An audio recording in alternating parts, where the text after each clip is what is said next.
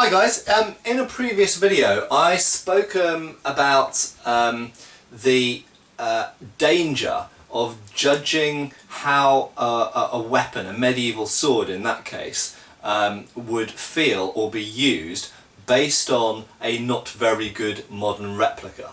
Okay, now this subject that I'm going to talk about now is very closely related to that video.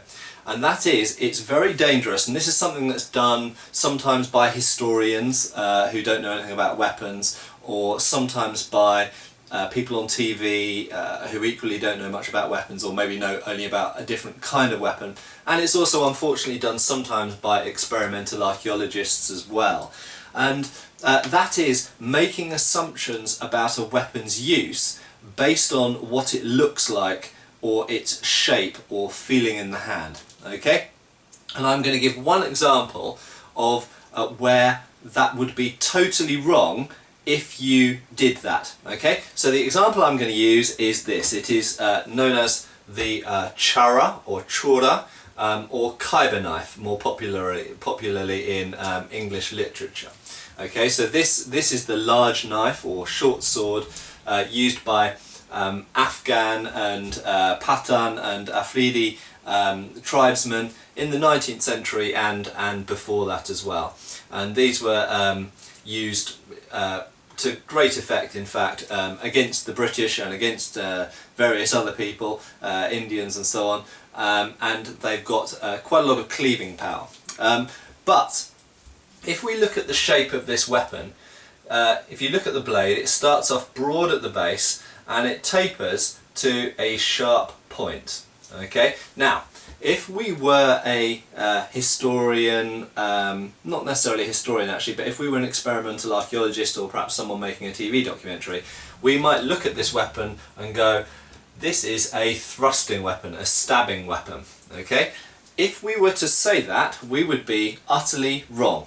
Okay, now this is where the real point of this video is that when we have historical sources that talk about the use of a weapon, be it like a treatise or a manual that actually instructs you in techniques, or be it accounts of that weapon in use, then we should heed what those documents say. And unfortunately, very often in the study of weapons, people don't. And this is something that I think is very sad, and that I'm hoping that I'm helping to try and correct. But in the case of this specific weapon, we have a lot of documentary evidence for how they were used, because in the 19th century British people and other Europeans were in Afghanistan and witnessed these being used, and in fact witnessed them being used against them as well, and talked about it. And in one well-documented case, there was actually a British surgeon who treated lots of wounds from these. And what is interesting about this weapon is, despite the fact that it might look like a thrusting weapon where the point is used, in actual fact all of the documentary evidence is that they were almost never ever used for thrusting. All of the sources say that they were used for cutting to the exclusion of everything else. Okay, they were cutting weapons used as choppers. And in actual fact, the British surgeon writing in the middle of the 19th century says that if the Afghans had thrust with these, they would have caused more fatal wounds, because he was treating soldiers and civilians who'd been hit by these things.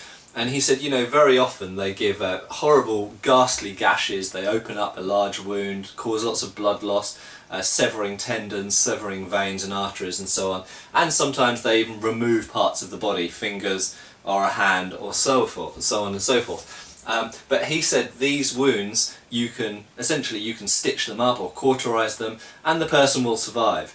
If these had been used to thrust and they penetrated some distance into the person's body, he could not have treated that wound most of the time such that the person would have survived. Okay, so we have explicit descriptions in the 19th century of the fact that this was used as a cutting weapon, not a thrusting weapon. But if we purely looked at it, we might conclude that it were a thrusting weapon. Okay, and this of course translates to other weapons as well. Just because a weapon looks like it should be used a certain way doesn't mean that that's the way it was used. Okay, so that's the final message I want to leave you with, is that don't fall into the trap of making assumptions about how things were done in the past unless you can find documentary evidence to give a bit more backup to your theories and actually support it. Okay, thank you.